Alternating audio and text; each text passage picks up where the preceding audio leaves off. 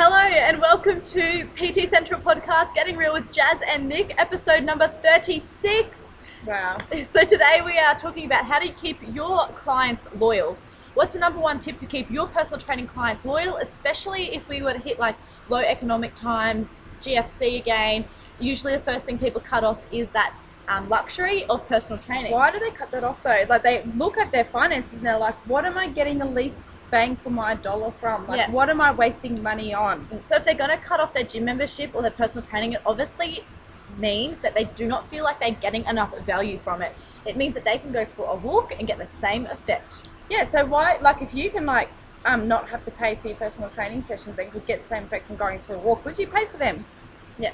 No, probably not. It would be cut off when people review their budget. They're saving for a house, you know, like if they, kids are starting school and they've got school fees to pay, or any time that they're reviewing their finances, one of the first things to go is something they don't feel they need to have. Like, it's just a waste of money. So how can we avoid this? If you were giving them so much value for their money, they were loving it, they were happy, it was adding value to their life, they were getting their results that they wanted, it was literally adding value to every other part of their life, like their family, their friends, their work, why would they stop that? I get that all the time. Like gym members that are like, oh my goodness, I would never stop my gym membership because it's so fun, it's so social, I make time for my gym classes. Those raving clients, you want every client to be like that, talking about your services. So it might shock you, or it might not shock you, but I've been to several personal trainers in my time, and none of them have ever asked me my goals or tracked my progress. I wouldn't know if I was Arthur or Martha coming or going, or if I was improving or not, and so I never stayed loyal to those personal trainers. Yeah, so, like you said, you've had several different trainers. Why have you never stayed with the one? Because obviously they weren't good enough. But how could they have been better? Like, what could they have done to retain me as a client? So one thing I find personal trainers don't do very well is they don't track your progress like fortnightly and everything. They don't like keep you on track. They don't weigh you in. They don't do your measurements. They don't do like beep testing. Test strength depending on what your goal is. Some of them don't even ask what the goal is of the client. So how do you know if the client is getting their goal if you're not asking? And if you're not tracking and measuring, how do you know if what you're doing is working or what you're doing is giving them the right thing to do? And the right value for their money. That's right. So like one of the biggest pieces of advice that we can give to you guys to retain your clients even through those terrible economic times and, where clients are reviewing their finances is to start out, what is your goal? This is a plan how we're going to achieve it, and then we're going to measure it every week or every 2 weeks to make sure that you're on track to achieving your goal. And staying with you as a trainer is so important.